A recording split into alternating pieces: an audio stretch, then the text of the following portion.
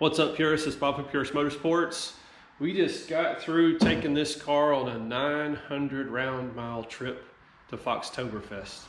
We did a little something before we left while we did the chrome valve covers. Let's talk about that now.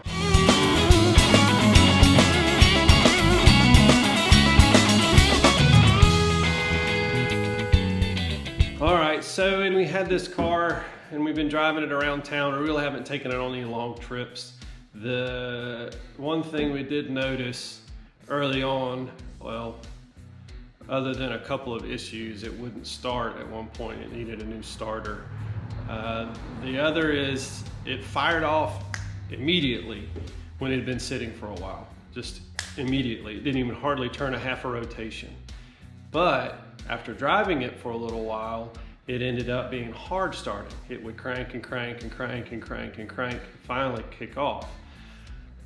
To me, that pointed to bad injectors. And what I mean by that is not necessarily that the injectors weren't firing or whatnot, but they were leaking down, they were dripping.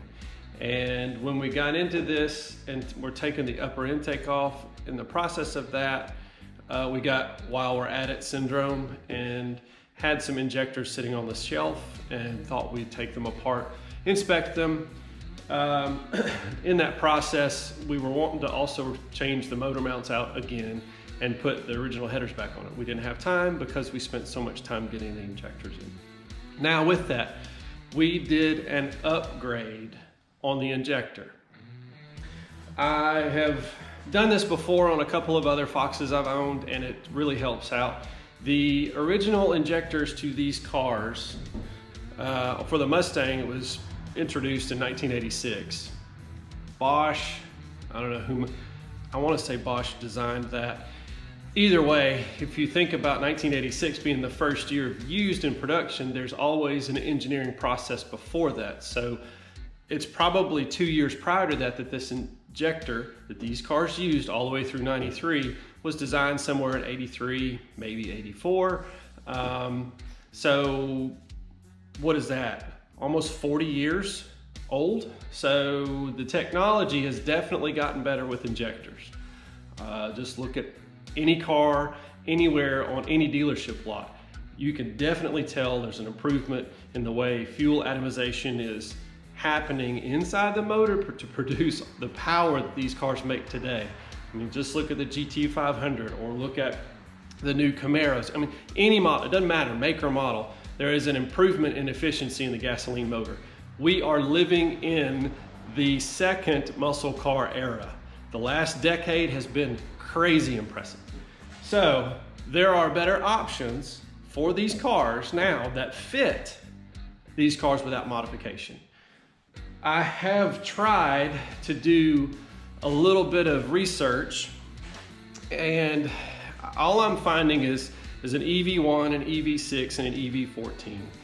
The big thing to focus on is the connector type on these cars. The Fox Mustang all used what they call the Jetronic connector. I think Ford used that through the early 2000s on most models. Then that changed to, quote, the used car, I would say USCAR standard. There's two different connector types. The US car, used car, however you want to say it, can be adapted to these cars with an adapter. But there are injectors that you can put in these cars. Long story short, it is a single body Bosch injector with the Jetronic connector, and that it is a 19 pound per hour injector for this car. The big difference is that the original injector for these cars was a cone style. I think about your garden hose. It's a cone style spray, and it has one pintle. The way that works when it fires, which in the 80s was great. It's better than a carburetor. Now there are multiple. The ones we put in this car have 4 pintle holes, and there are ones that have more than that now. The atomization is better. We were able to swap these out.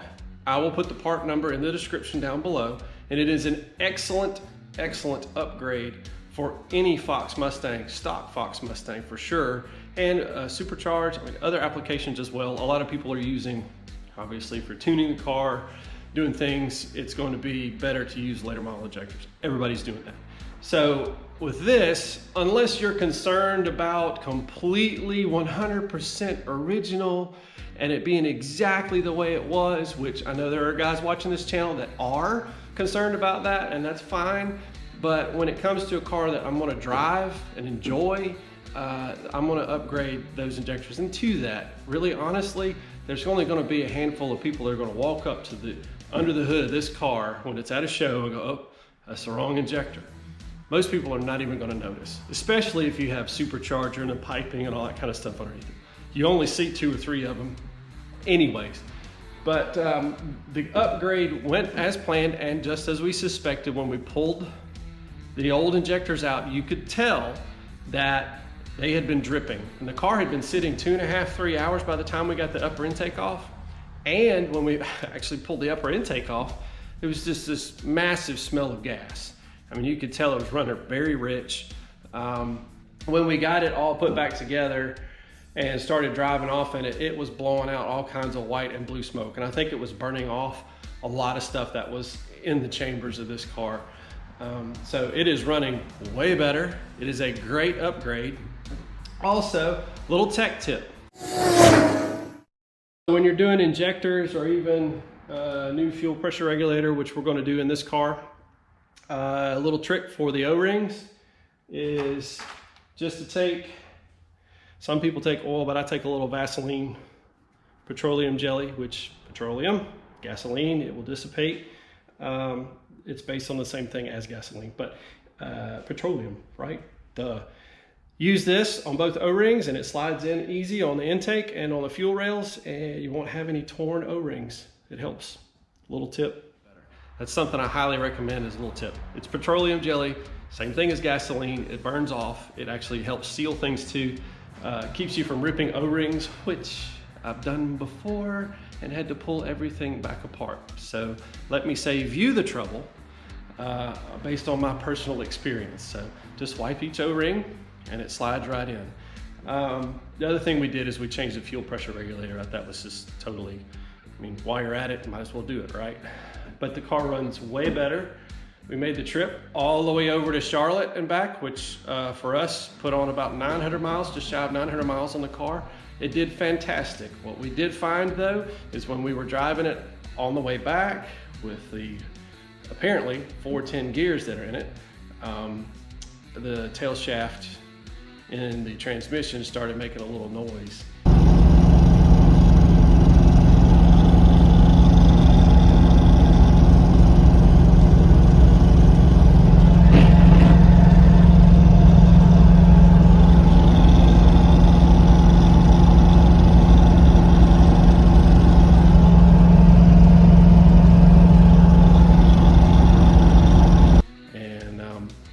To inspect that. As long as it's around town, we'll be fine. And we're gonna have to change the gears out to 355s. You just can't drive the 410s with a supercharger on the interstate because you'll be into boost the whole time. So when you're cruising on the interstate, preferences is to be out of boost range, below it. And at 3,000 RPMs, even with the old Paxton, it will definitely create some boost. Which creates heat, which creates, anyways, it's not what you want. So we're gonna end up changing the gears out on this. Doing research for this video for injectors, I was trying to study if there was a different type of connector based on the EV1, EV6, or EV14, and I don't think that's the case. You have to pay attention to the connector type, Jetronic versus USCAR. It's an acronym. I'm not sure how to say it or what to say, but those are the things you need to pay attention to when you're getting injectors for this. That and the body length. There are different length bodies. I will put the part number, as I said previously, in this video's description of what I used, and you can reference that. They can be bought on eBay for less than $200 for a set of 8. The connector type is what you should pay attention to if you do not want to use an adapter.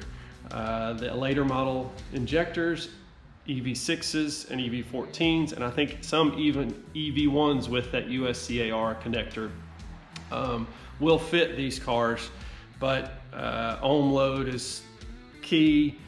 You'll need to do more research than that. What I'm giving you is specifically for the 19 pound per hour injector used in these cars as a direct replacement. There are 24 pound per hour, there are 30 pound per hour, there are 42s, there are actually more options in the skinny body projector as far as the pound per hour than in the old two-piece body, wide, single.